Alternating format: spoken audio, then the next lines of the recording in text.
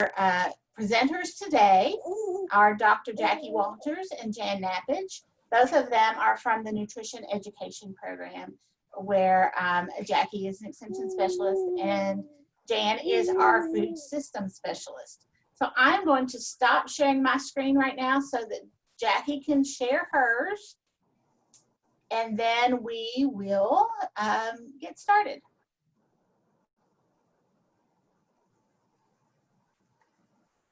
I do want to remind you that if you're watching on Facebook Live, to just put your name and where you're watching from in the comment section. And if you're watching on Zoom, if you will do the same in the chat box, then we can have a pretty good idea of where our audience is joining us from. All right, Jackie, are you ready? Ready. Jan, are you ready? I'm ready. And I believe I'm the first one. Yes, you are.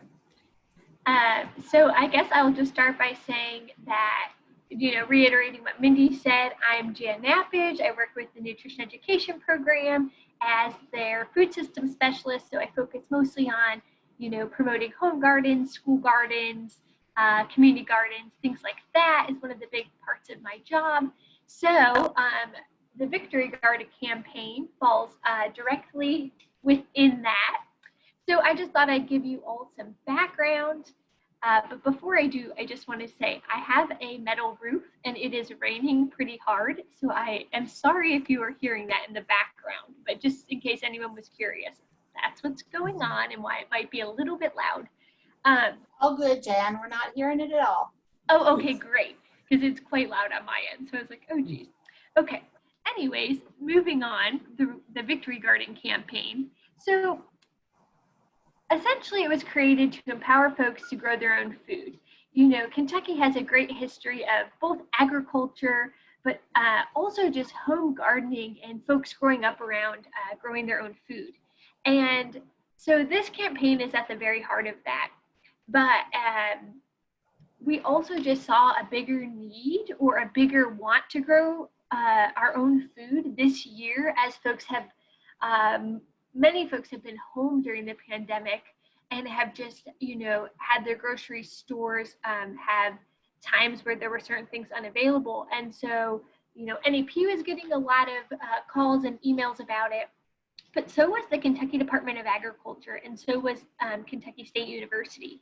And so we kind of all teamed together to create this campaign as a throwback to the one that happened during World War II, where the government, provided these educational resources for folks to grow their own food. And so that's where the theme of the poster came from, was just, taking us back to those times. But then, Jackie, if we could bounce forward one slide. What we did for this campaign was kind of rebrand already created resources. So if you are familiar with our Growing Your Own series that we started back in 2018 from revising publications from way back, I believe in the 70s, we just kind of rebranded those with the garden calendar that goes along with them, and also included Kentucky State University's garden fact sheets and a few other resources that UK Horticulture had, and we put them all together on the Plan Eat Move website and just kind of found a way to keep them all in one place. So, agents and our office, we're not sending these out, individually one by one, but folks had one central location where publications in the future will also begin to be housed as well. So we rebranded these along with the poster to say, hey, let's do a push in our counties to move forward with 2020 gardening and, build this excitement around it, but then also empower folks and then share educational resources to make sure that it's possible for folks to do this. And so with that, I just want to put a plug in here that we actually will be having 7 more gardening publications come through, hopefully by mid-September, that have been written over the course of this past year and are currently awaiting layout and design. So keep your eyes out for those, and we'll definitely make sure to send them out to the counties. But I just wanted all folks to know, you know, that those are also on their way. They're not available yet, but they'll be included in this campaign and this packaging soon enough. So go ahead and pop to the next one, Jackie. So I mentioned Plan Eat Move. So this is the web address, planeatmove.com. There are lots of other resources on there, but I'm just going to tell you how to get to the gardening ones. So there's a Get Moving tab at the top of the screen. If folks click on that, you can scroll down to Growing Your Own Garden. You click on that tab, and that's where you'll find the Growing Your Own publications, the Kentucky State publications, several horticulture, UK horticulture pubs, as well as the Victory Garden poster.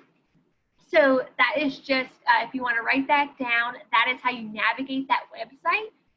We hope that it's pretty user-friendly and easy to find, but I just wanted to walk through the steps. Okay, Jackie, go ahead, go to the next one. And so I just want to put a plug in here. We are going to do a 2020 Victory Garden, like fall Victory Garden push. Starting next week, there'll be a training for extension agents on August 4th, and I believe that will be at 11 a.m. Preparing extension agents for the following week, where we hope these resources are used.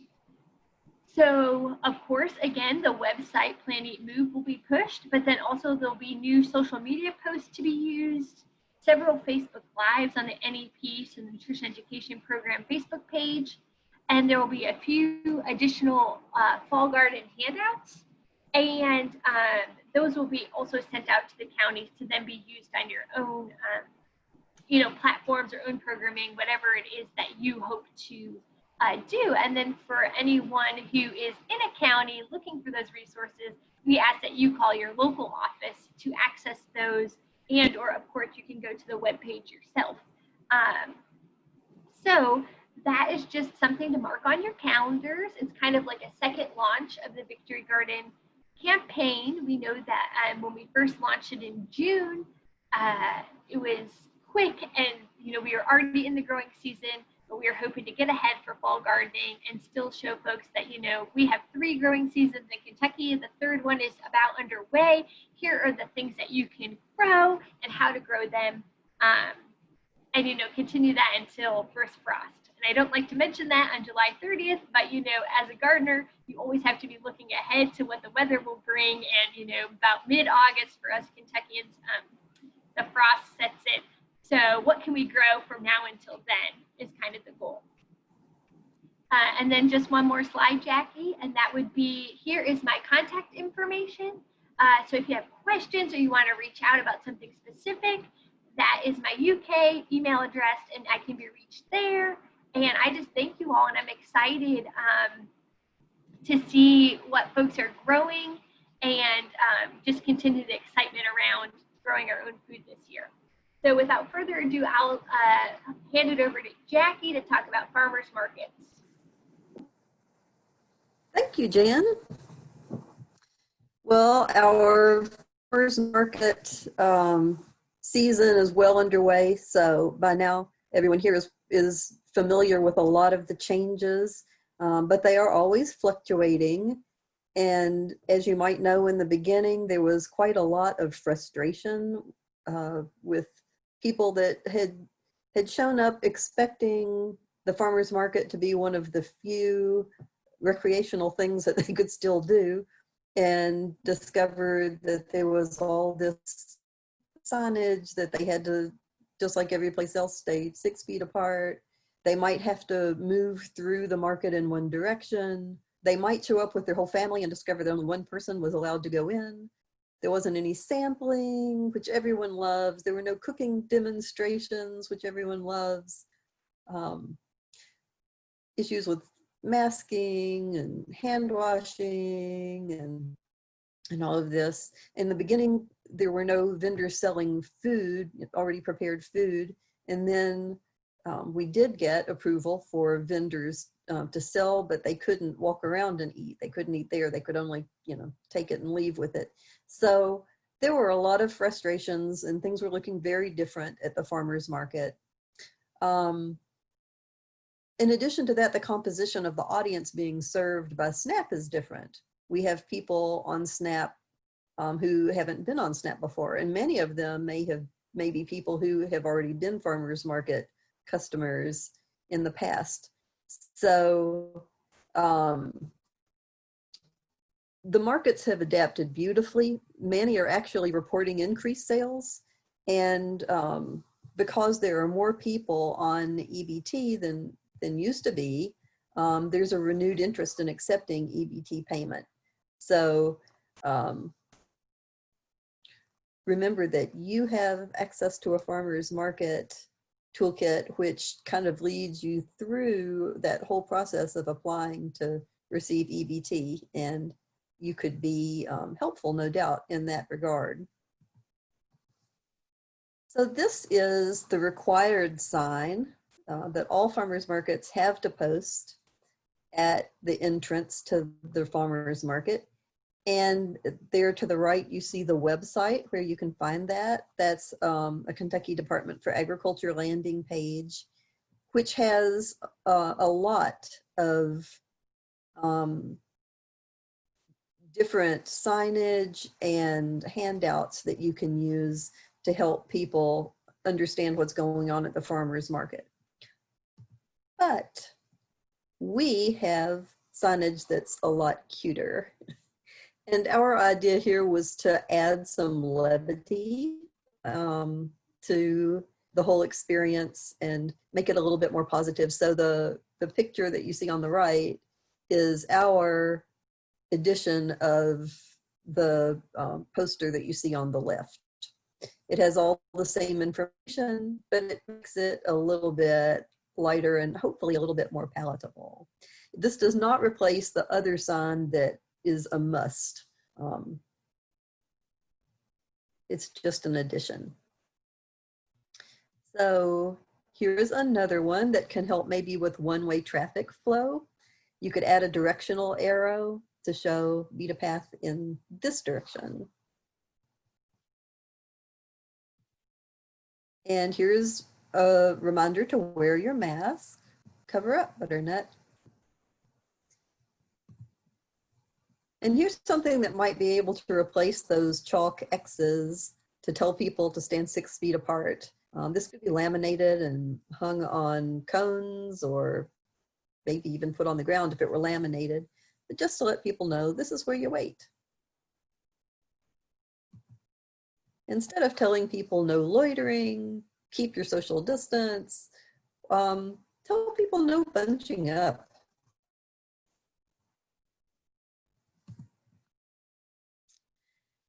So as you may have already heard on the podcast, and you may be well aware of by now already, many farmers markets are adapting by offering special services, like allowing people to pre-order.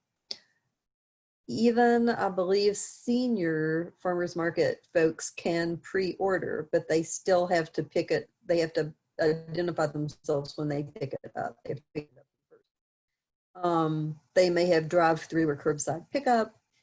Some markets are doing senior hours, allowing people who are vulnerable to come in at a different time.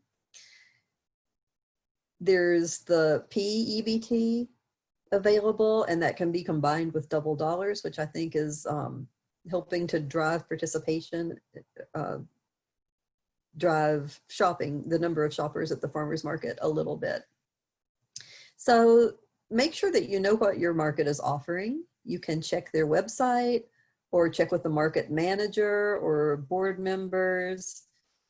As I said before, because more people are using SNAP benefits now and SNAP shoppers have PEBT, more farmers are interested in accepting EBT than previously, and you have access to the resources. Our farmers market manual or farmers market toolkit is on the NEP internal website under the agent resources. Also of interest, the deadline for applying for PEBT has been extended to August 31st.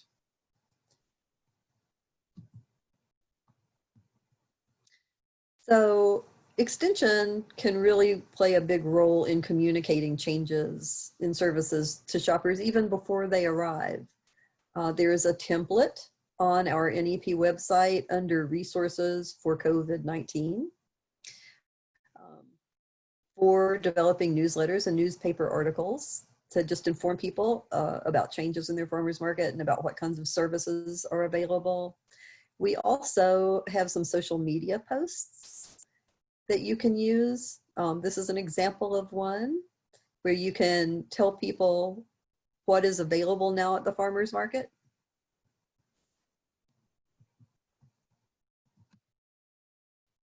Here are two more. One just is about social distancing, and the other one is about staying 6 feet apart, of course, also about social distancing. But if you were to insert a map of the farmers market, that would help people prepare.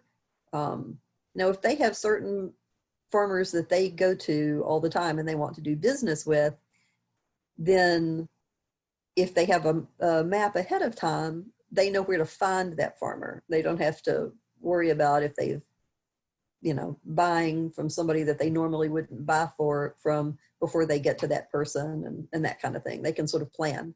Also, if there's curbside pickup, this would allow them to know where to go for that. The other social media posts address limiting the number of people per household and masking.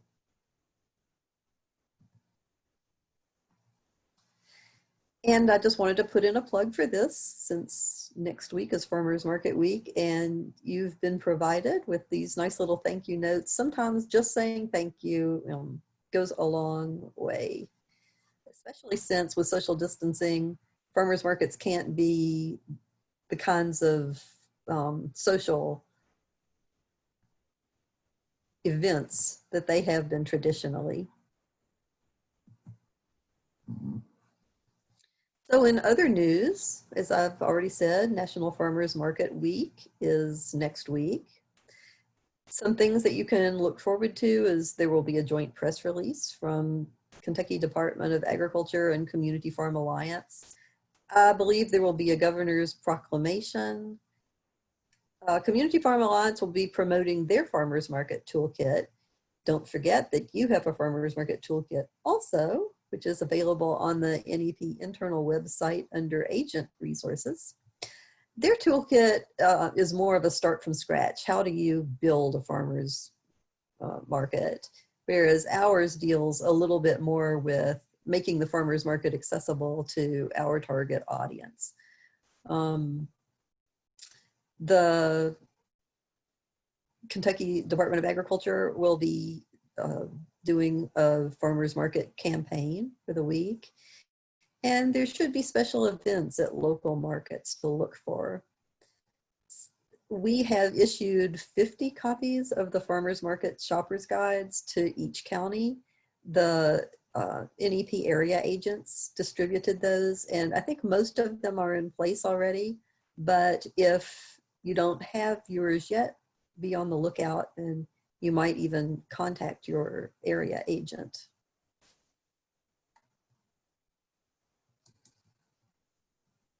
And that's all I had for you. That's my contact information and Jan's. And we'd be happy to entertain questions if you have any, or thoughts.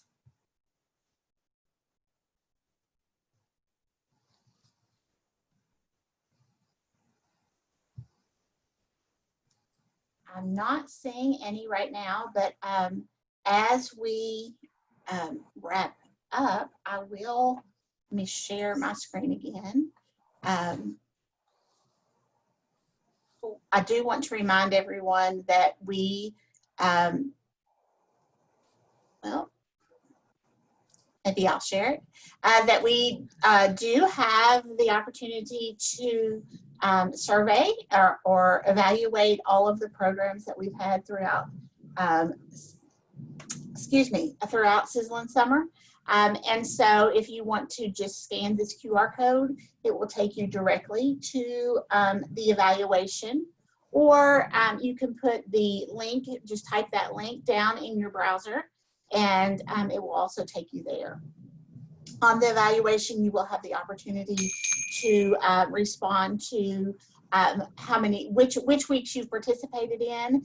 And the exciting thing is that we're giving a prize for each week that we have had the FACS Sizzlin summer. We will be drawing from the pool, and we'll be looking at and giving away a prize for each week. So 7 prizes for each of the 7 weeks. So make sure to fill out your evaluation.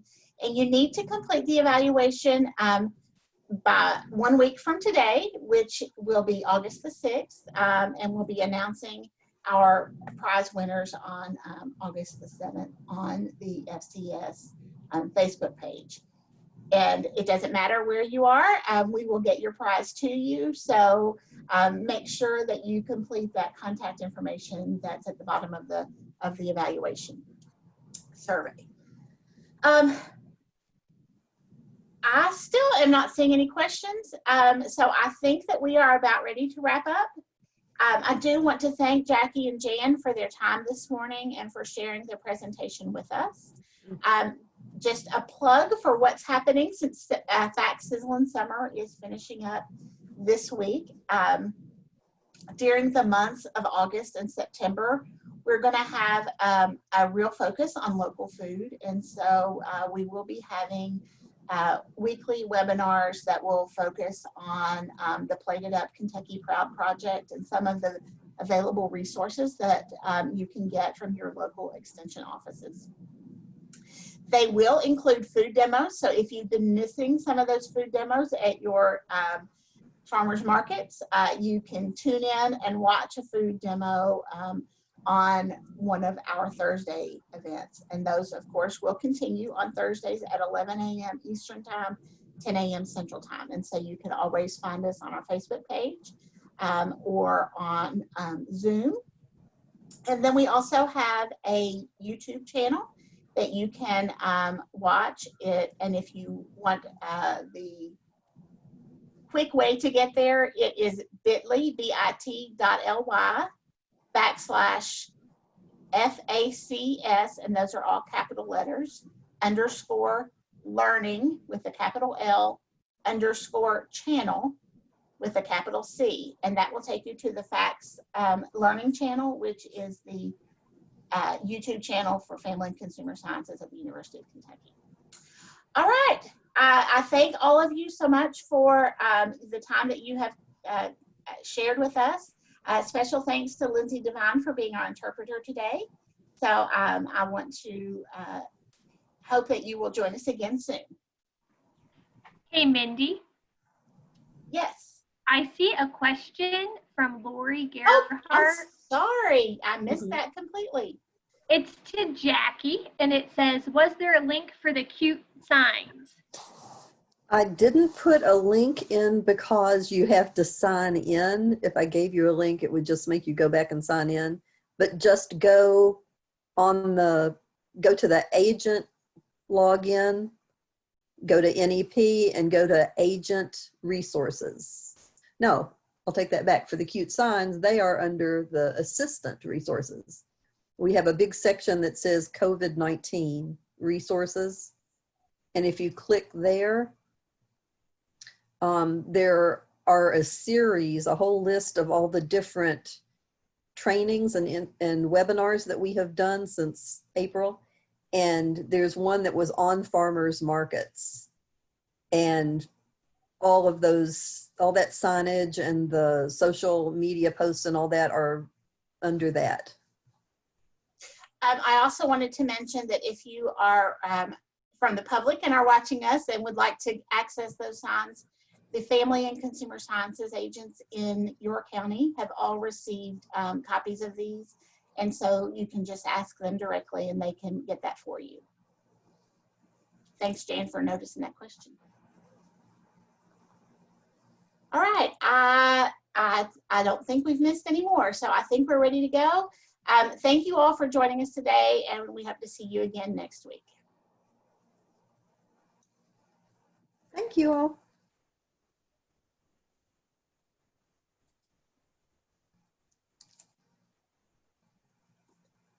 I'm sitting here waving and y'all keep screens off.